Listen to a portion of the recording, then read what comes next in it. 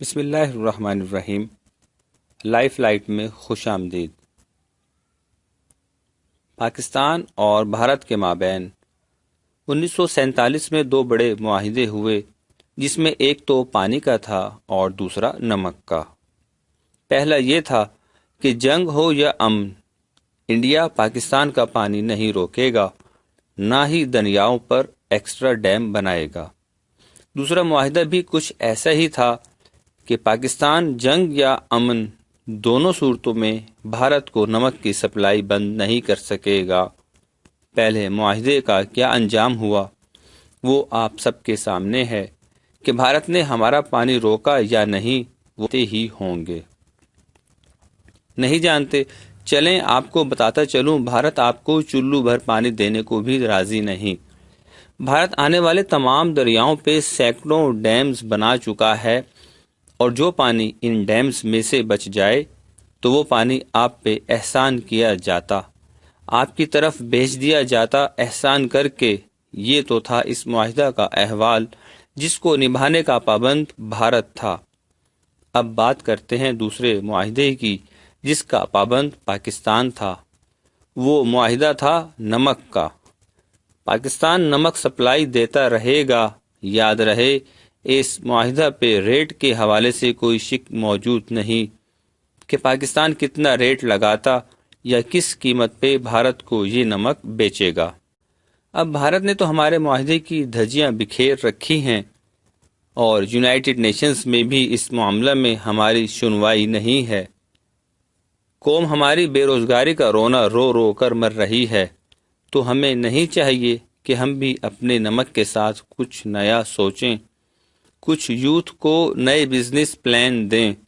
ہمارا نمک ابھی بھی کوڑیوں کے بھاؤ بھارت جاتا ہے، اور اس کے چارجز پاکستان اتنے بھی نہیں لگاتا جتنا اس نمک کو کھیوڑا سے کراچی تک کا ٹرانسپورٹیشن کا خرچ آتا ہے۔ کراچی میں مثال کے لیے بتا رہا ہوں، ورنہ یہ نمک تو واگھا بارڈر کے تھرو سپلائی کیا جاتا نمک حرام ملک کو۔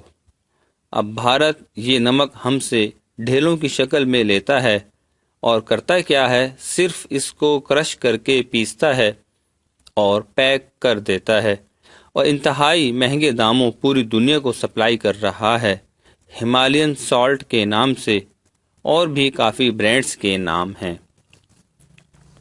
شرم تو آنی چاہیے نا ہمیں کہ ہمارا ملک یہاں قرضوں فاقوں میں اٹا پڑا ہے، اور ہم کیسے بے فکری سے معاہدہ کرتے ہوئے خاموش بیٹھے ہیں۔ کیا ہم خود اس نمک کو کرش کر کے پیک نہیں کر سکتے؟ اور دنیا بھر میں کہیں بھی پنک سالٹ موجود نہیں، اور کھیوڑا جیسا ذائقہ دنیا بھر میں موجود نہیں، تو کیا ہم اس انڈسٹری کو نہیں اٹھا سکتے؟ اب بات آ گئی معاہدے کی، تو پہلا سٹیپ یہ ہے کہ ہم بھارت کو سپلائی دیتے رہیں، لیکن ہم خود اپنے برانڈز بھی لانچ کریں۔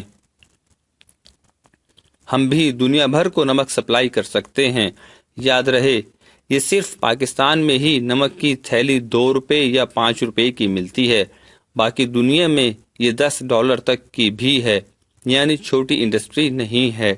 اس حوالے سے کبھی ہمارے حکمرانوں نے کوئی اقدامات کیوں نہیں کیے؟ صرف ایک کمپنی شان والوں کی پاکستانی نمک باہر سپلائی کر رہی ہے، لیکن وہ بھی لمیٹڈ سی مارکیٹ میں۔ اب دوسرا سٹیپ یہ ہے کہ ہم بھی بھارت کی طرح ڈھٹائی پہ اتر آئیں اور بھارت کو سپلائی کم سے کم کر دیں۔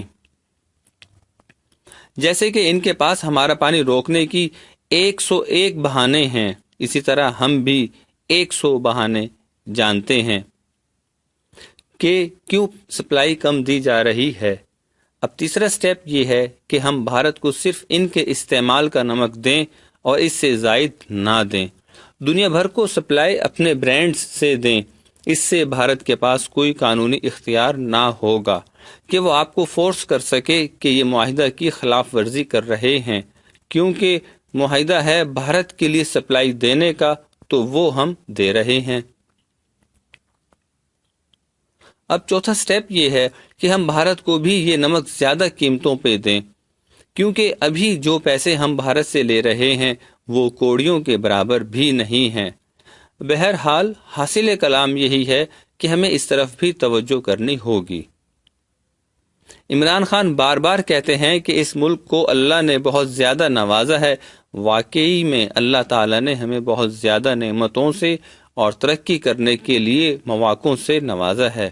بس اب ہمیں چاہیے کہ ان مواقعوں سے فائدہ اٹھائیں۔ لازمی نہیں کہ ترقی ہم نے فقط اسی صورت کرنی تھی جب سمندر سے تیل نکل آئے۔ اللہ تعالیٰ نے جو نعمتیں ہمیں دے رکھی ہیں ان کو ہم بے دریغ غلط طریقوں سے ضائع کر رہے ہیں اور نئی امیدوں پہ تکیہ کیے ہوئے ہیں۔